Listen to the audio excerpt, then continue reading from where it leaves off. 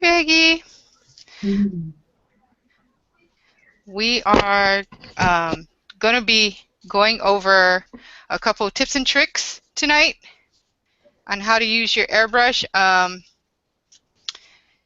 If any of you guys have seen my piecings, I know Jan has, then one of the techniques we're going to be going over is shading.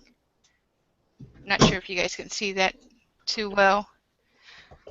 Different shading, tone on tone shading, and how to get your different colors lightened so that they look pastel, but they still keep that deeper color around the edges. So those are a couple of the tips and tricks we're going to be going over tonight. And we are going to be using, today I'm going to be using the Sharpie. Don't mind my messy airbrush. We're going to be using the Sharpie markers, and I'll also teach you how to get a fine mist spray using your Sharpies, because I know that's still a problem with a lot of you. So let's get started.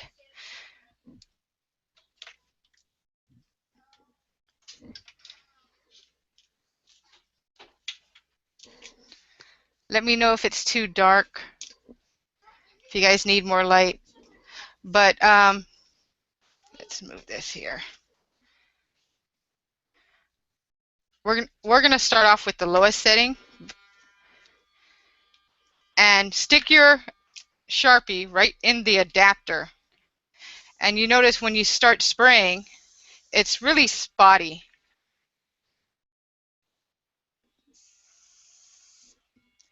To get rid of all that splotchiness, what you have to do is stick it in and twist upward while spraying. So you'll see the splotchy spray when it's all the way in, and then you slowly twist upward, and it gives you a fine mist.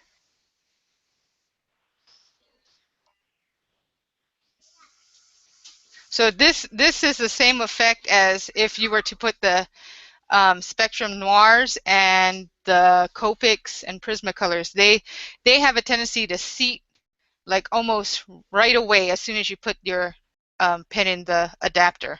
But the Sharpie, it takes a little bit more work. So once you got it situated in the holder,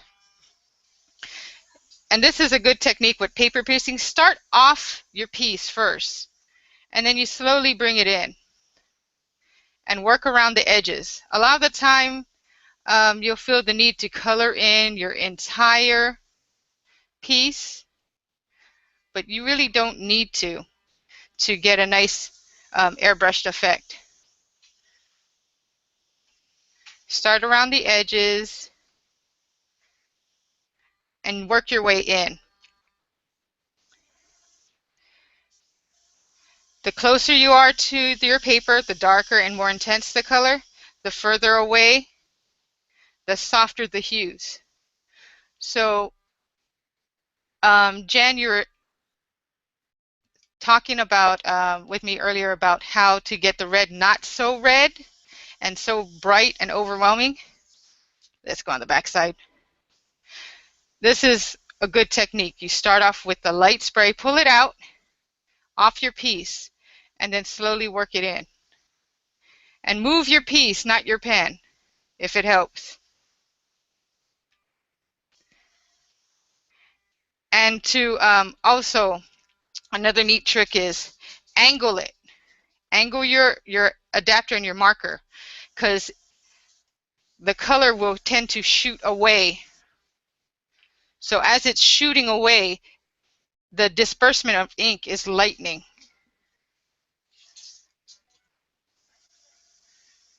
So see how it's really, really subtle in an angle.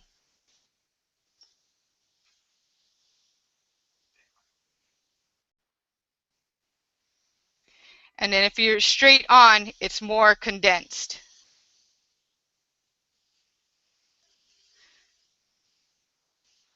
So that's straight on.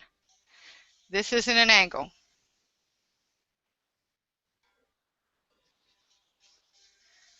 Again, closer and further.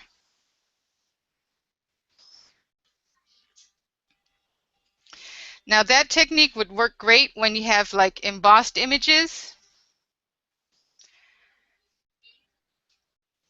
because when you turn your pen, what it's doing, let's turn this off, what it's doing is when you turn your pen sideways, it's only catching the top parts and leaving a white shadow of where it didn't hit.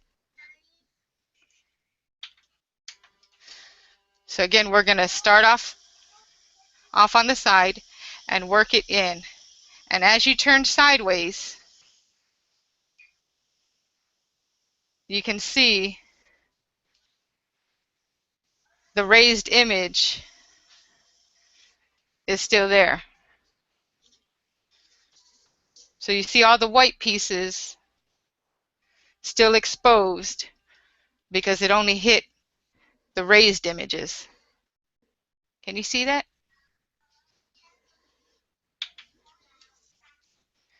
So that's also a neat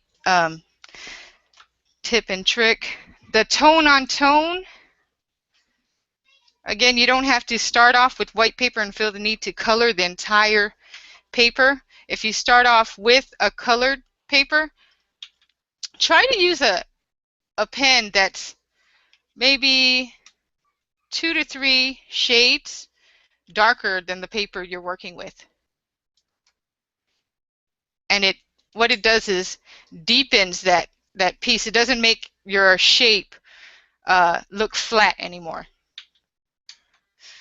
So this is like a peachy coral color, and I'm just again using the same red pen, again starting off at the side, and I lost my spray.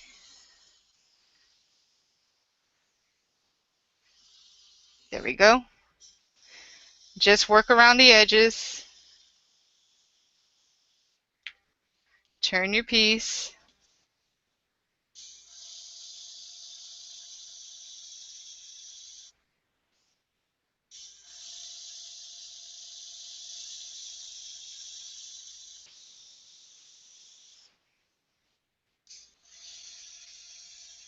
And you can deepen it with um, more layers. Every time you go over the same area, it just deepens the color.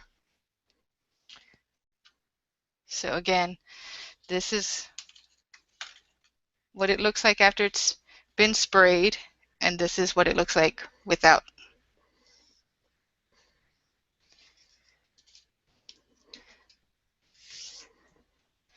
Does anybody have any questions so far? No? Let me change colors. I think this one's drying out.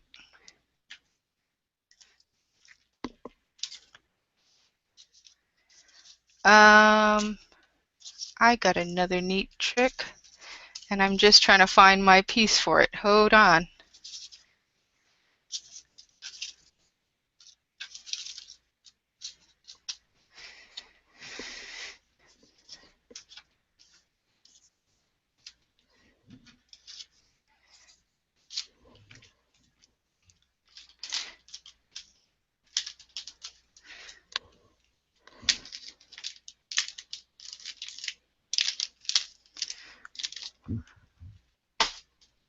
Okay, like I was talking about the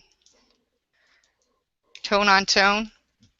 This is, oh, don't mind my red nails spraying all over it. This is regular craft paper, and I cut it out in the shape of an ice cream. To add dimension to a flat piece, even more dimension, again, you start off with your piece, put your pen in, adjust for a fine mist,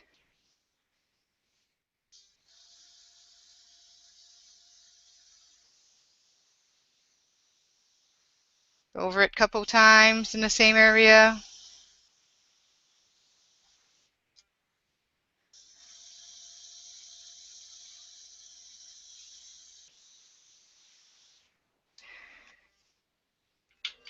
Which this looks good as is, but what you can do for more dimension is I have two pieces of the same piece here. Let me get a clean area to work with. I'm going to use this piece as a mask for this one.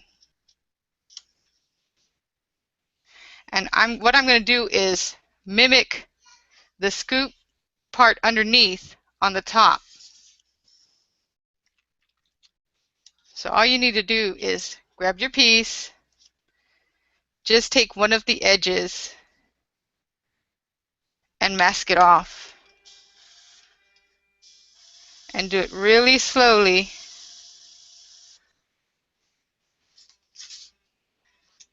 Whoop.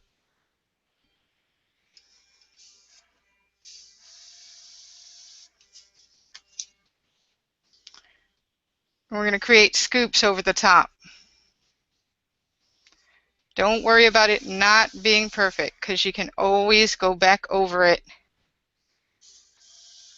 a couple times. And once you get it to that point, we're going to use that as our base to where to shade.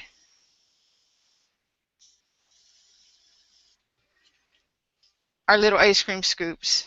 And this one went a little bit over, so I'm going to just mask it right back over.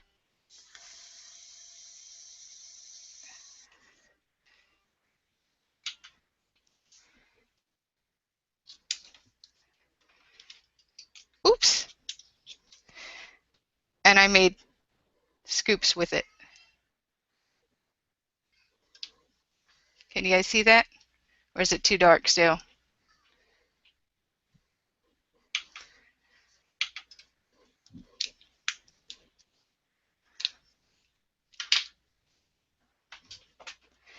Any questions so far? No?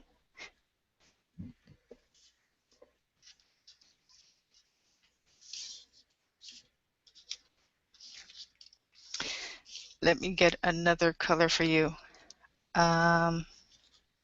I had a couple questions on some of my paper piecings I did were flesh colored, and sometimes I start off with white, and sometimes I start off with like this light peachy color. Here's two different.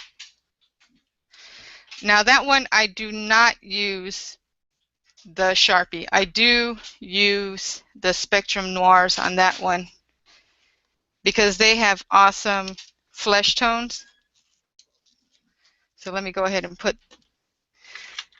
my Spectrum Noir head on and let me get some flesh colors.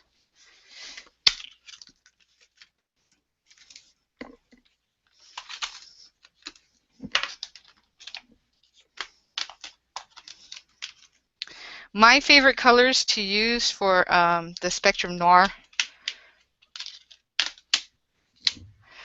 are, if I'm doing white, I usually start off with an FS1, and then for deeper shading, I add the FS3, FS4, and sometimes even the FS6.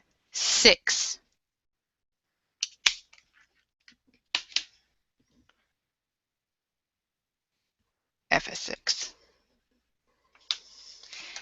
And then for cheeks, I like to use a PP2.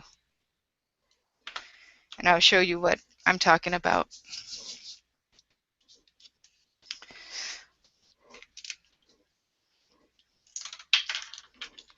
Oops.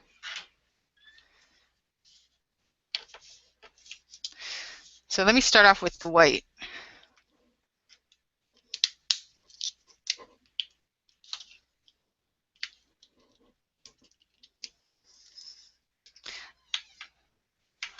again, it's on my lowest setting. See, these come out, this is the FS1. It's really a creamy beige. And again, go in an angle.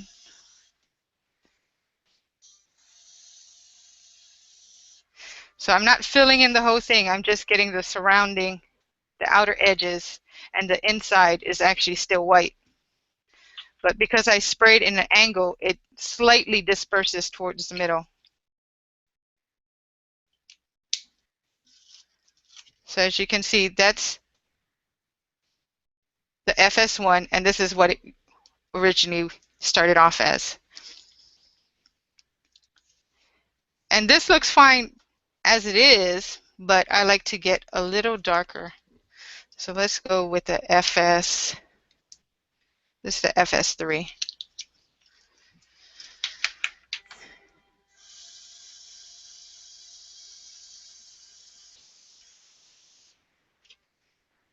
See, this would be where a cheek would be, and this is where another cheek would be. And that's a big difference from the FS1 to the FS3.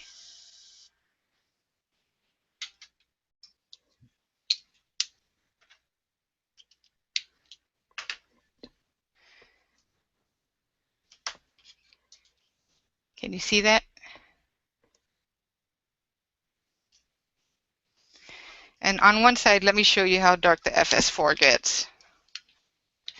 So just adding color on top of color adds a lot of depth. I'll go on this side. I mean, with the Spectrum Noirs, it seats so easily.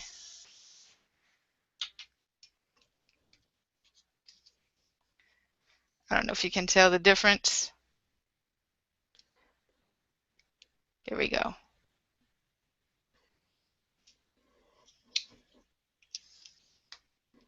So this side is the FS4 and this side is the FS3. Barely noticeable, except this side is a little bit more pink.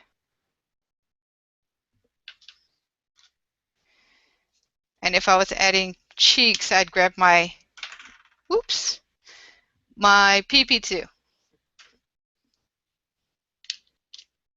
Now with the PP2, because it's really, really pink, let me show you. It is really pink. There we go.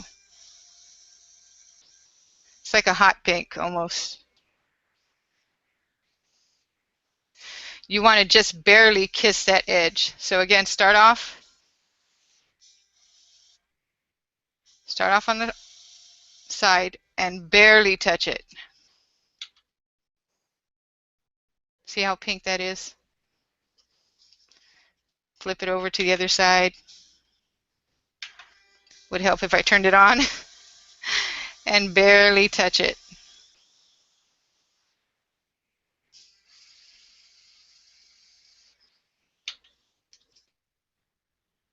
So that's how I do my cheeks.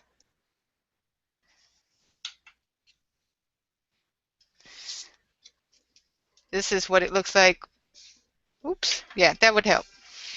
There we go. If I didn't have that cream color down first, that's how bright it would be.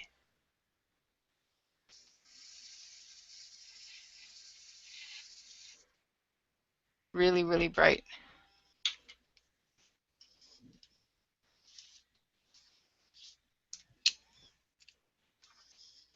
No questions so far?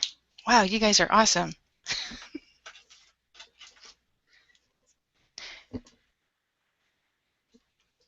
PP3 seems to have a little less bright in it. I think PP3 is a little bit more orangey. Let's see where PP3 is. Is that in the pinks? Yes. PP3.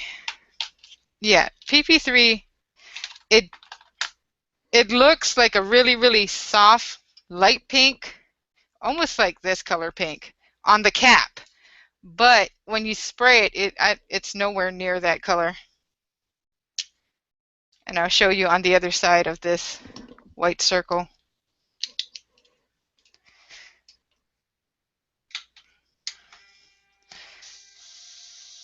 So it's more orangey.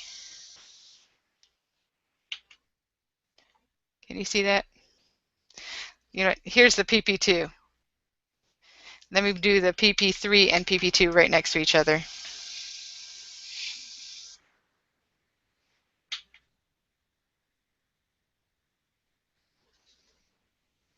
So this is the PP3, this is the PP2. For some reason, the PP2 is way lighter and orange. I mean, I had to do that like 3, 4 times in that same area to get it darker than the PP2.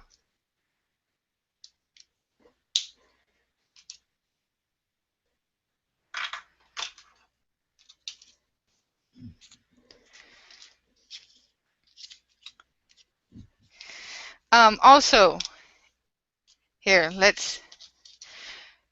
using the flesh tones on colored paper also will change the look of the flesh tone itself.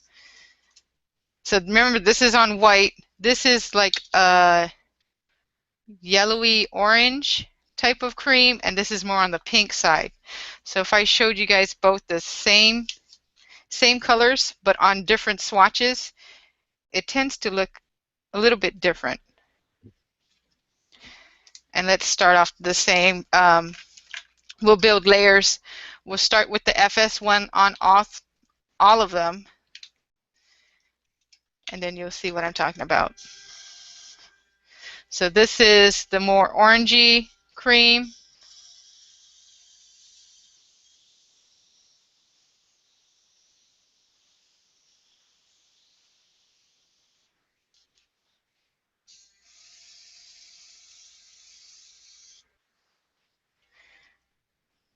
And this is the pink.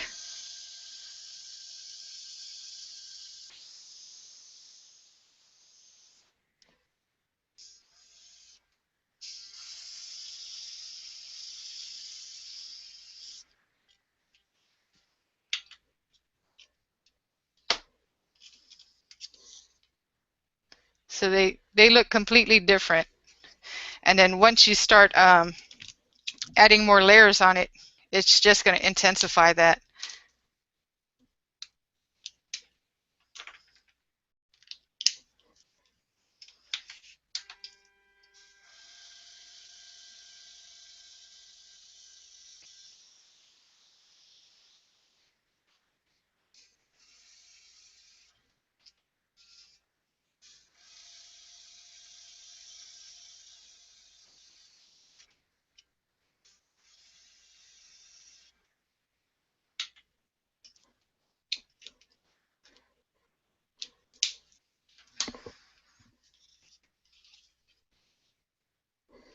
Can you guys see that? The difference?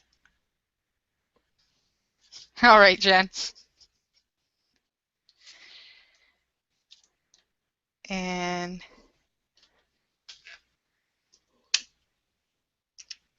let's do the FS4.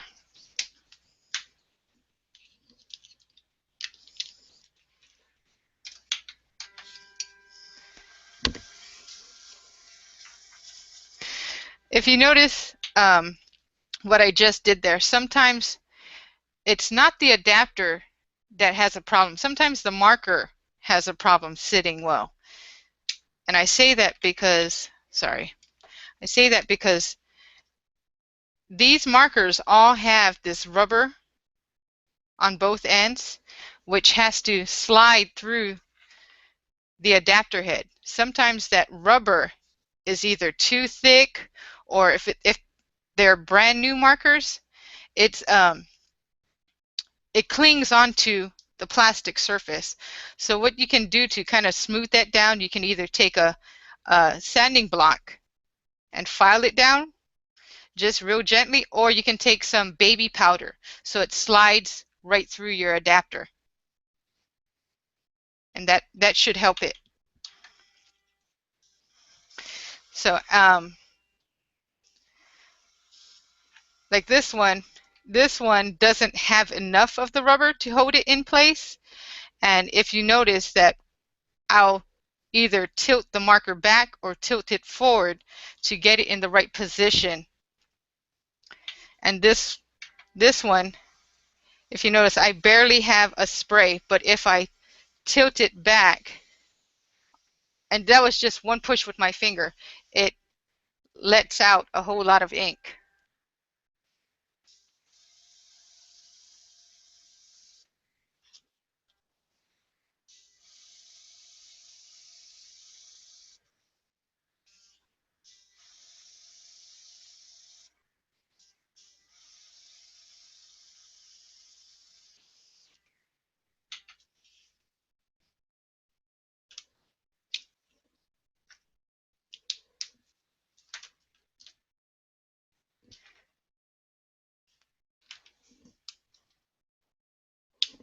Okay, now I'm going to go to the PP2, and I'm only going to put a PP2 on one side of each circle, and then on the other side I'm going to put the PP3.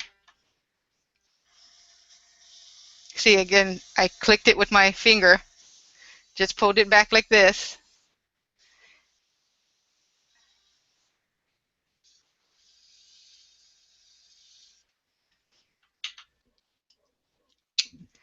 and then it released that ink and that spurt that spray I was looking for. Okay, and this is the PP3. Okay, this one I did not have to um, adjust the seating.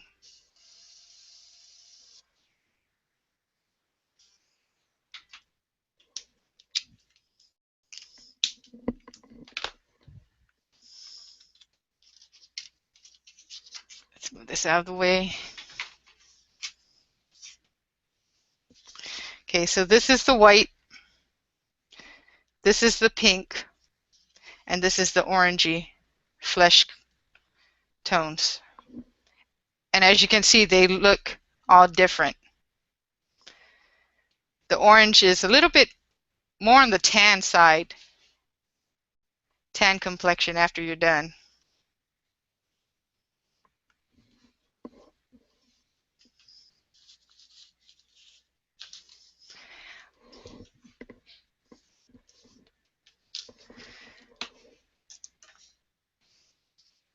Also, don't be afraid to use dark colors on white to lighten it. Um, let's see. This rooster, his tummy is actually white. What I did was use, this is all my Sharpies. This is how I keep all my Sharpies. I don't know if you guys can see this. I have it in this container like that. I keep them all face down, so the ink is always at the tip. Let's see, I am looking for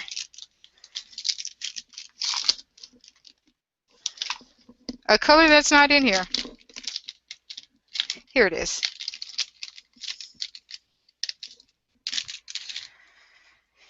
His tummy is actually this mustard color.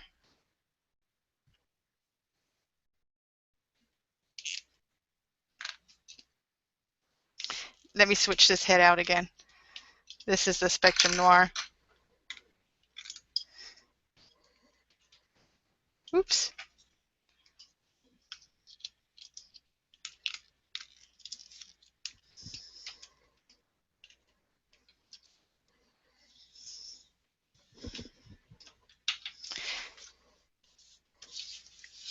Bringing my chipboard back over here so I can spray on it. I found out that spraying on this, what do you call these? These sheets that aren't supposed to be stained. Well, it actually does stain your sheets. So I've just been working on my chipboard. Cleanup's a whole lot faster. Okay, got my fine mist, and then I'm just going to work around the sides.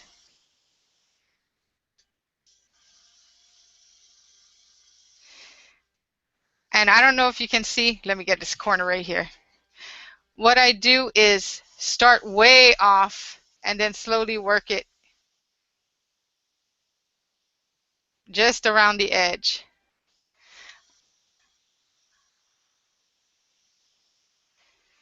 And again, I'm turning in an angle so that my spray lightens towards the middle.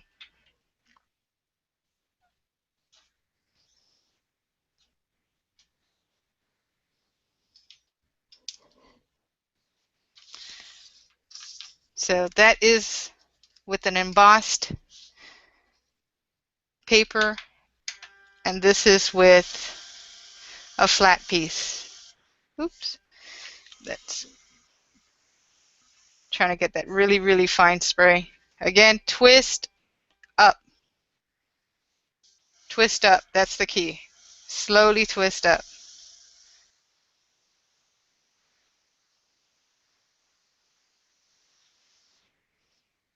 So this would actually be really super dark. If you see, let me go on this side of the heart so you can see what I'm talking about. This is in an angle, this is straight down.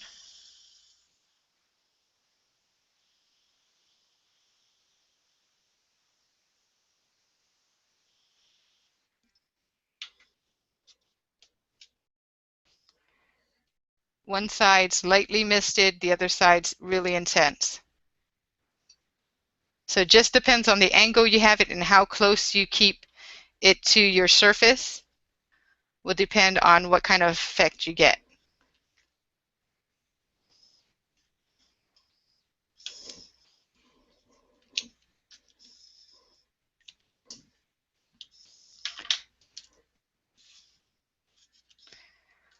Also,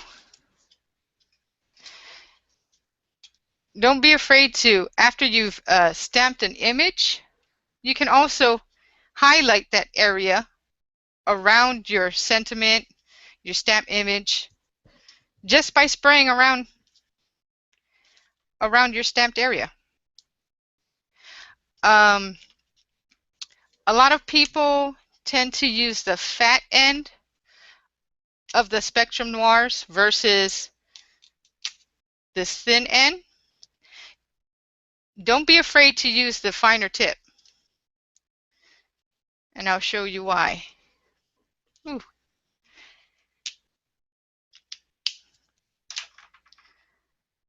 Let me get my Spectrum Noir. The Spectrum Noir, I've found out, mine's cracked on the top. I tried to glue it, Jan.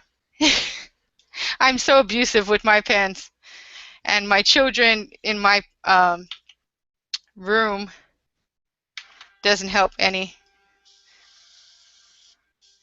They have free range of my room. So what we're going to do is start around the corner and work our way around.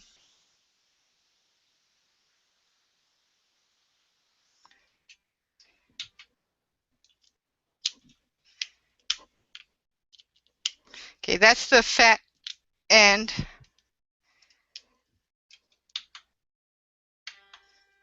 And here is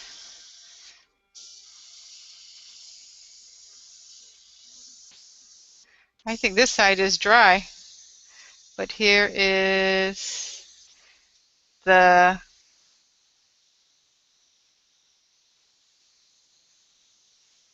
oops. Here is the finer side. You can get a whole lot more detail from the finer side and more concentrated without that spread.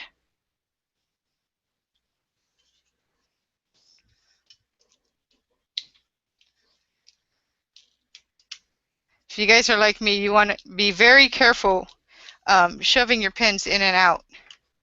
This side doesn't crack as much as this side does. You got to be careful, because this is the side that gets stuck and you either feel the need to jam it in or yank it out.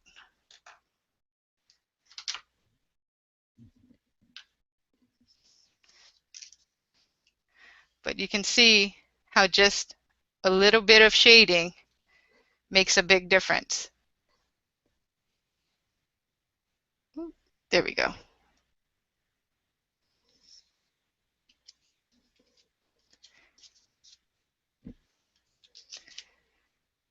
Peggy and Tara, you got any questions?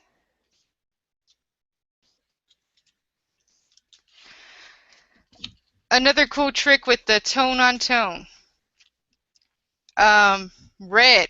Red is very hard to do because a lot of the reds look very close in color with the ink colors of your pens. Point in case. This red, I mean, even though it doesn't look the same red, well, at least where I'm at, this is a more orangey color, and this is more of a true red. And as soon as I get this in, I'll show you what I'm talking about.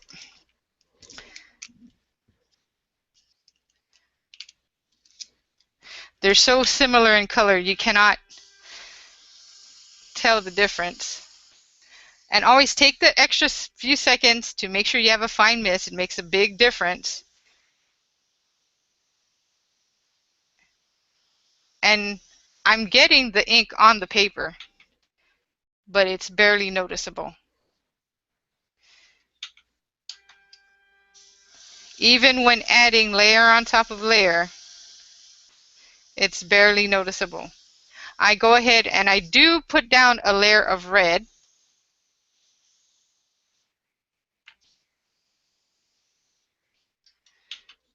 You can barely see it.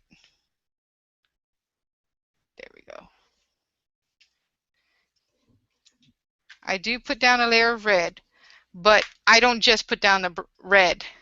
I go ahead and put down either a brown,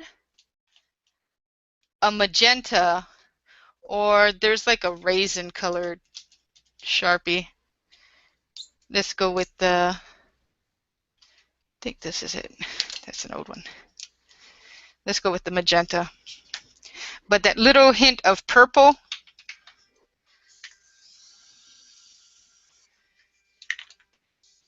will stand out way better than just the red.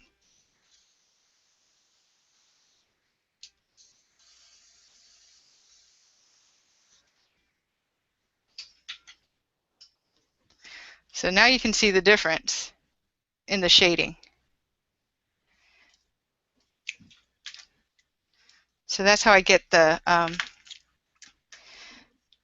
my reds to pop. You want it even more deeper? Go in with your brown.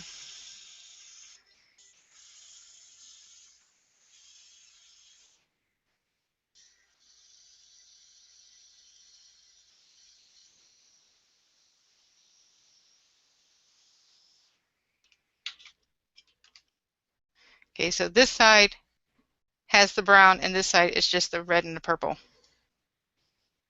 There we go.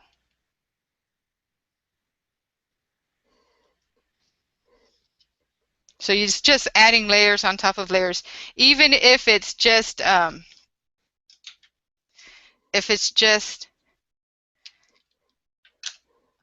let's say like this mustard, and if we were to go over it with a brown, it actually changes the color.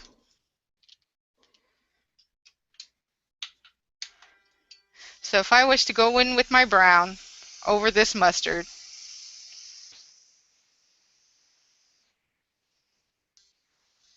and I'll do a small corner over here.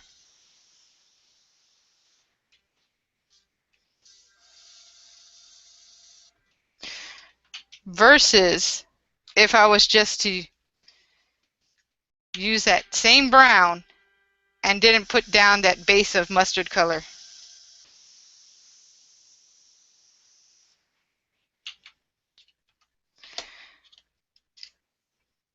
The colors are two different colors. Adding that coat of mustard underneath actually softens this deep brown.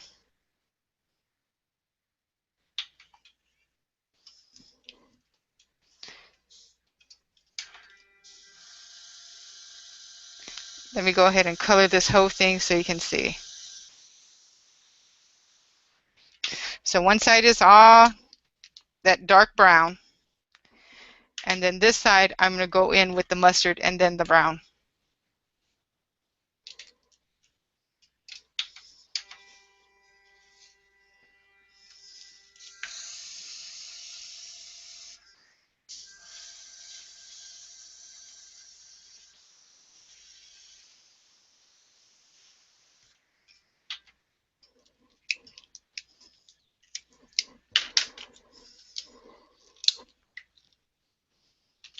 So you can see a side-by-side comparison.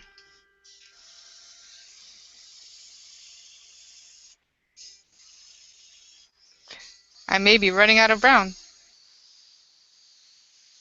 Okay.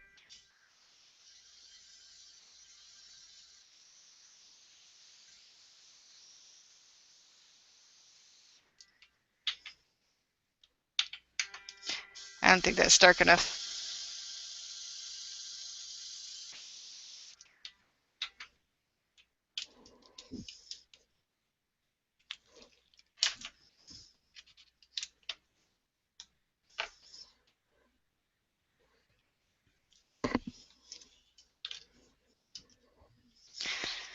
So just mixing like the same color families will change the end result too.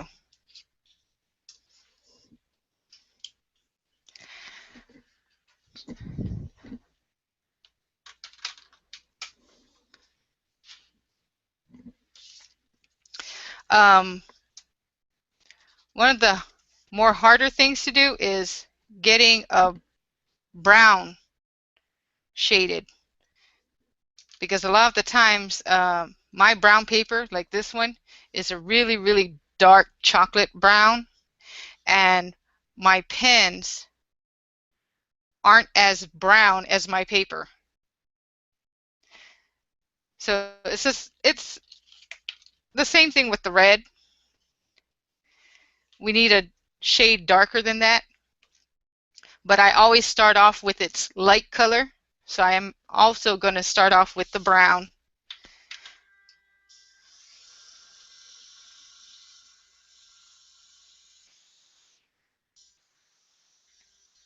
And do the edges of the brown. It may not look like a big difference now,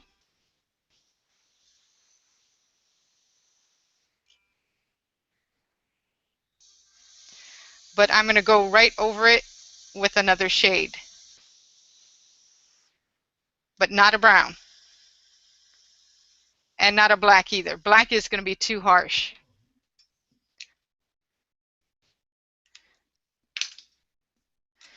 You can go over your browns with, this is like a maroon, or even on rare cases a purple or even a magenta, believe it or not.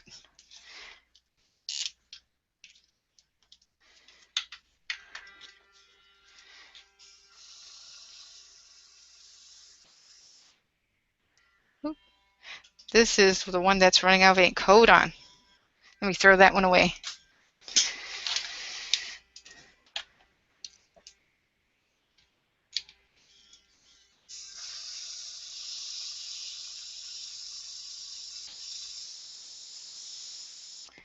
When they're running out of ink, it's harder to get them seated properly.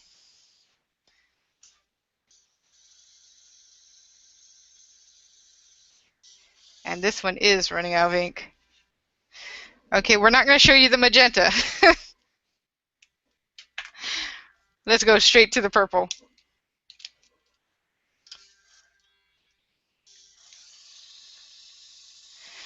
And I use purple because it isn't as harsh as the black. There we go.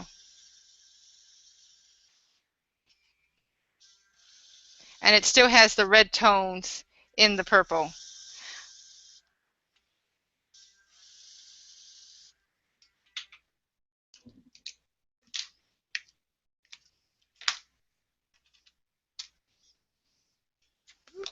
Can you guys see that?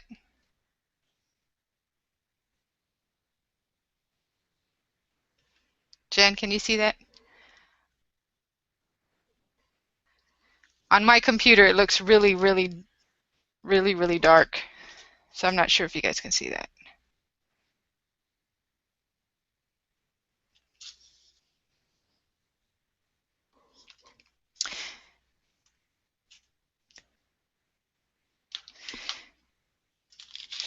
Let me find another dark piece. that was the bottom of my little ice cream,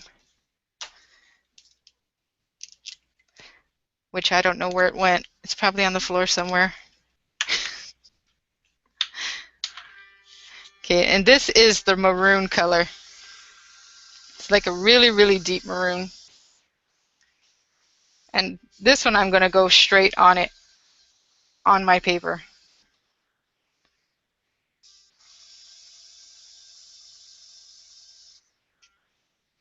See, again with the slanted away from you.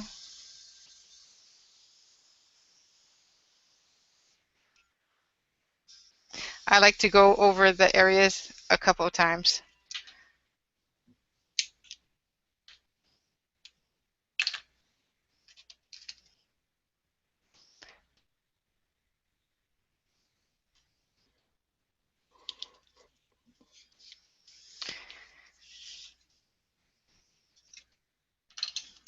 This is the craft paper.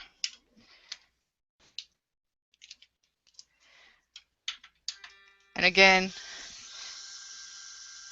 just changing the color of your background paper too makes a big difference.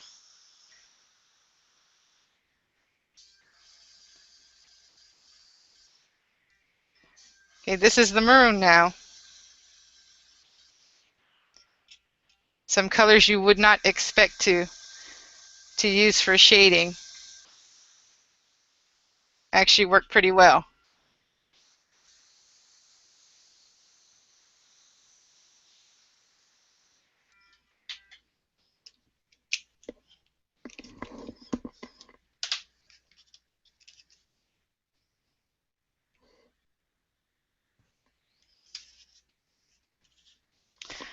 All right.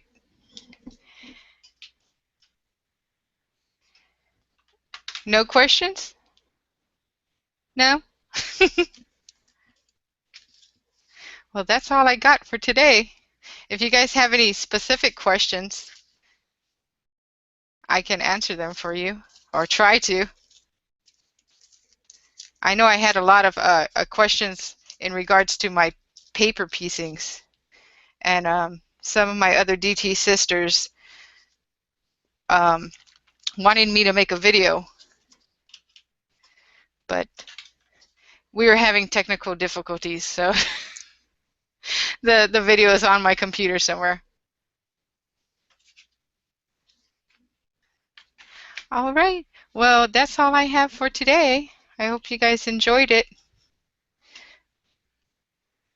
And we'll probably do another one. I know I had a, oh, you're welcome, Peggy. I had planned to do the peony. Jen, remember back? Yeah, we planned to do the peony, and I sent out a file to do that. And the next time we do a group like this, we can all do the peony together, and we can go over shading on the flowers and the leaves again. And this time I'm gonna teach you guys how to put together the stamen because I made the stamen for it. Alrighty, well, that's all I got for today. Thanks for stopping by, and I hope you guys enjoyed all these tips and tricks. All right, bye-bye.